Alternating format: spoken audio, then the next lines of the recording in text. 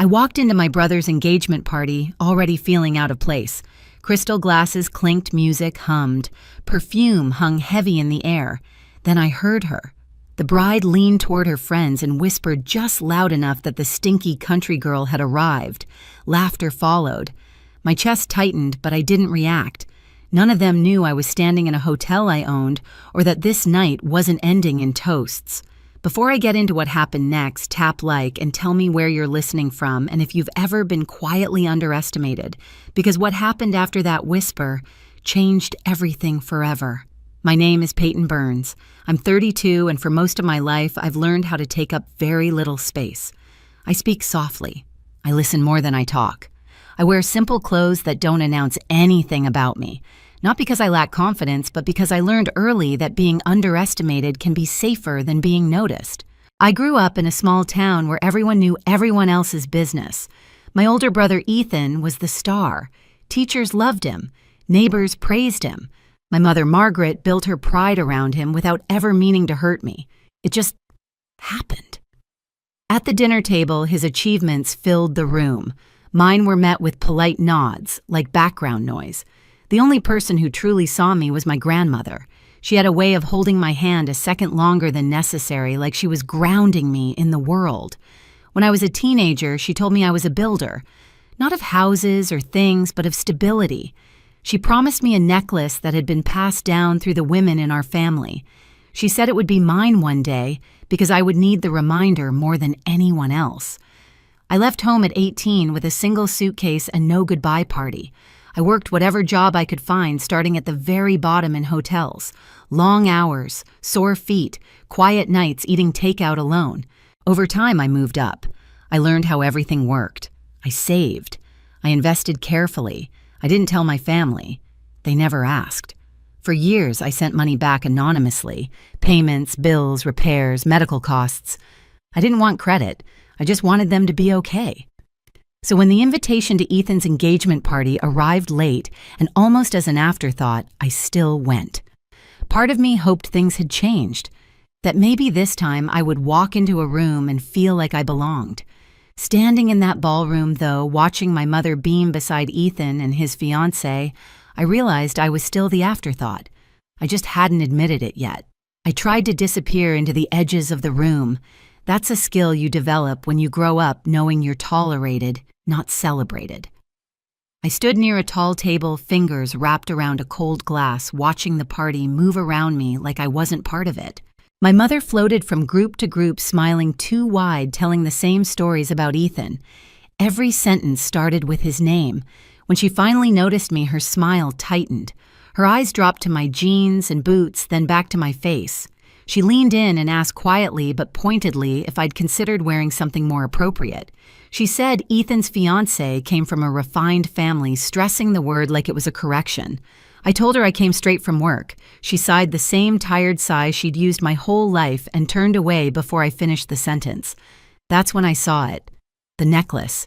It rested against Lena's collarbone, catching the light every time she laughed. The delicate chain, the small familiar pendant, my grandmother's necklace, the one she'd promised to me while squeezing my hand in a hospital room that smelled like antiseptic and fading hope. My stomach dropped so hard I felt dizzy. I watched Lena move through the crowd, graceful and polished, accepting compliments like they were owed to her. The necklace looked wrong on her, not because she didn't look good, but because it didn't belong there.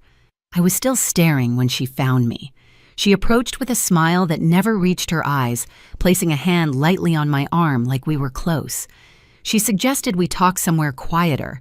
As soon as we were out of earshot, her expression changed. The sweetness vanished. She told me she knew all about me, about the money I sent home, about how I lived modestly. She asked why someone like me would keep helping people who never seemed to appreciate it. Then she answered her own question. She said it was probably because I was desperate to matter. Her words were soft, controlled, designed to bruise without leaving marks. She finished by telling me that once she married Ethan, it would be better if I kept my distance. Fewer complications that way. She patted my arm, turned, and walked back into the party, my grandmother's necklace glinting against her skin. I stood there perfectly still. I didn't cry. I didn't confront her. Something inside me simply went quiet. The part of me that kept hoping this family would one day choose me finally shut its door. And in that silence, I understood something clearly for the first time. This night wasn't just uncomfortable, it was dangerous. I needed air. Real air, not the kind filtered through chandeliers and forced smiles. I slipped out of the ballroom and into the hallway where the carpet muted my footsteps and the noise dropped to a low hum. This part of the hotel felt different, familiar, controlled. It always grounded me. That's when I heard voices. I slowed without meaning to. Ahead of me, near the corner by the service elevators, Howard Whitmore stood with his phone pressed tight to his ear. His back was turned, his shoulders tense. He didn't notice me. He was too busy arguing in a low, urgent voice. I caught fragments, words like after the wedding, cash flow, and we just need them to believe it a little longer. He paused, listened, then said something that made my stomach clench. He mentioned my family, not by name but by implication, their stability, their ability to help. He hung up and straightened his expression, snapping back into a polished smile before he walked away. I stood there longer than I should have, my pulse steady, my mind racing. That call wasn't panic, it was calculation. I went down to the parking garage and sat in my car with the engine off the concrete walls pressing in around me. I pulled up old records on my phone, transfers, payments, bills I'd covered for years, mortgage support, medical costs, always anonymous, always quiet. My family thought they were doing fine on their own, and apparently someone else thought that meant opportunity. The pieces slid into place with uncomfortable ease. The Whitmores didn't care about Ethan, or love, or family. They cared about access, about what they believed my family represented. And if they were wrong, if the money wasn't really there, the fallout would crush everyone involved. I wasn't guessing anymore. I was confirming. I texted Daniel Cross and asked him to meet me near the service entrance. When he arrived, I didn't explain everything. I didn't have to. I asked him to run background checks on the Whitmores. Quietly, thoroughly, he nodded once and left. Then I called my lawyer. Rachel answered immediately. I told her I needed options, fast ones. I also called Hannah, someone who understood numbers the way most people understood emotions. I asked her to look for patterns, anything that didn't add up. I went back upstairs, composed calm, almost detached. Inside, the party continued. Music, laughter, glasses raised, but something fundamental had shifted. This wasn't about being insulted anymore. It wasn't even about the necklace. It was about stopping something before it destroyed my family. And if that meant the truth had to come out in the most public way possible, then so be it. By the time I walked back into the ballroom, the night had reached that fragile point where everything looked perfect right before it broke. The music softened, the lights dimmed just enough to feel intimate. Someone tapped a spoon against a glass, signaling the start of speeches. Howard Whitmore was already making his way toward the small stage champagne flute in hand, smiling like a man who believed the room belonged to him. Lena stood beside Ethan, her hand looped through his arm, my grandmother's necklace resting exactly where it shouldn't have been. My mother sat near the front, beaming, unaware that the ground beneath her chair was about to disappear. Daniel crossed my line of sight and gave the smallest nod. Hannah's text came in seconds later. "You were right. It's worse than we thought." Rachel followed with a single sentence. "Everything is verified. You're clear." I didn't feel triumph. I felt calm. Howard cleared his throat and began talking about family, about trust, about how honored they were to be joining ours.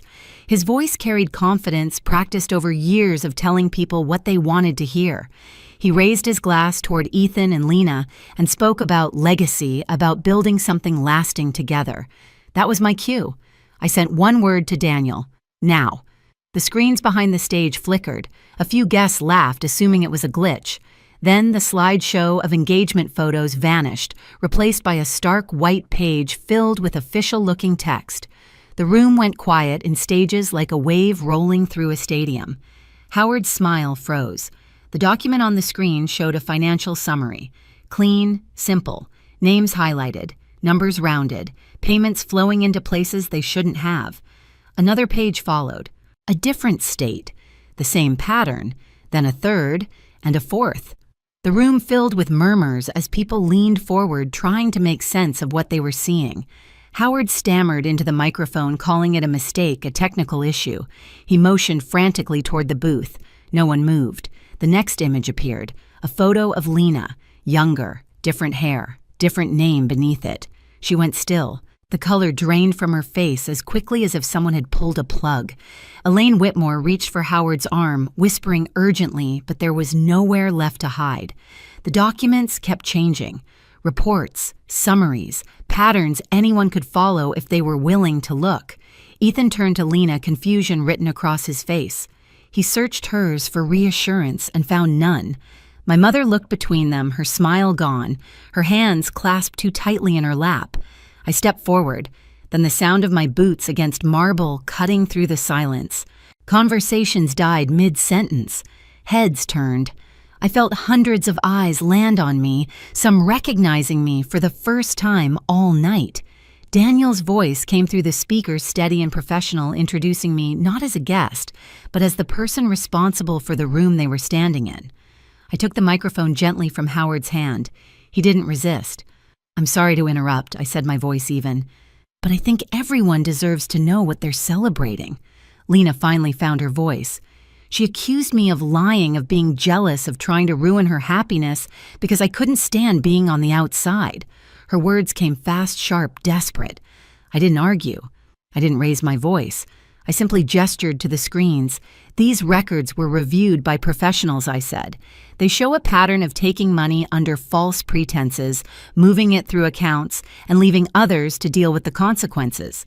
The names may have changed. The structure didn't." Howard tried to step away. Security blocked him calmly, firmly.